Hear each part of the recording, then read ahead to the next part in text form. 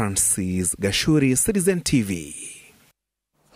And Azimio-One Kenya leader Raila Odinga says reforming the judiciary, the Independent Electoral Commission-IEBC, as well as saving the legislature from state capture are the priorities for lawmakers in the Azimio fold. Raila, who was addressing the Alliance's parliamentary group meeting, sustained his onslaught on the judiciary, accusing Chief Justice Martha Koome of eroding gains made by her office. He said his alliance would oppose any move by House Speaker Moses Wetangula to hand Kenya Kwanza majority recognition. Stephen Leto with the details. At the start of a two-day retreat in Machakos County, Azimio MPs converged for their first parliamentary group caucus following their swearing-in last week. Odinga, Karua and Kalonzo Musyoka maintained that the coalition boasts of a majority numbers in the National Assembly, adding that their plan is to occupy the majority benches. Take charge, because you're the majority party in parliament. And therefore, you're not going there as minority. And make use of your majority in parliament to keep this government in that check.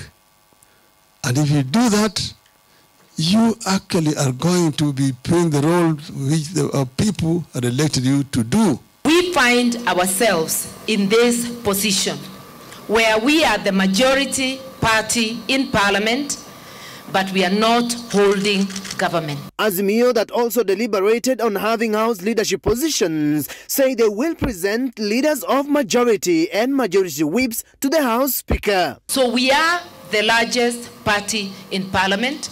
We therefore deserve to have the majority leader and the majority whip, and all things that go with the majority.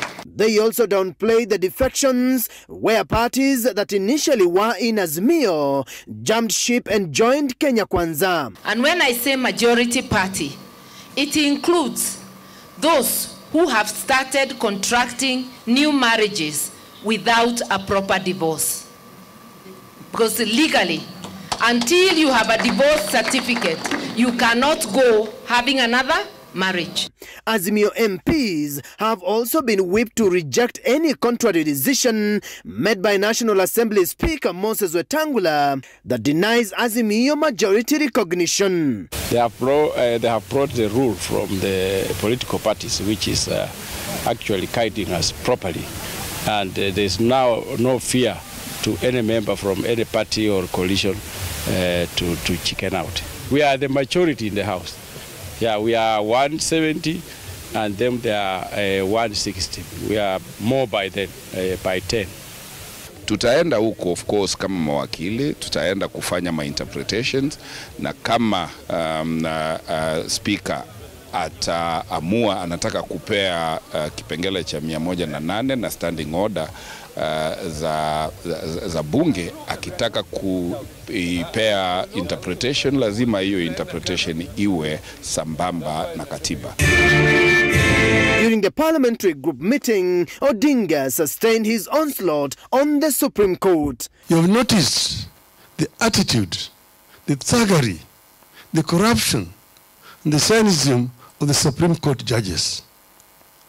The words that the Chief Justice used against us have never been used in our courts, even in the dark days of single-party rule and state capture of the judiciary. Odinga termed promises of allocation of money to the judiciary by the president as bribery and told allied MPs that priority of the coalition will be to reform the IEBC and the judiciary and to keep the legislature from state capture. Save the judiciary, which is offering itself for state capture. 2, transform and reform the IEBC and make it capable of conducting credible elections. Azimio, that concludes its retreat on Saturday, has already divided the House leadership slots amongst political parties. From here, members of parliament in the Azimio-One Kenya team say they have sufficient numbers to occupy the majority benches in the National Assembly, insisting that they are ready for the 13th Parliament showdown. Stephen Leto, Citizen TV. Mavoko constituency, Machakos County.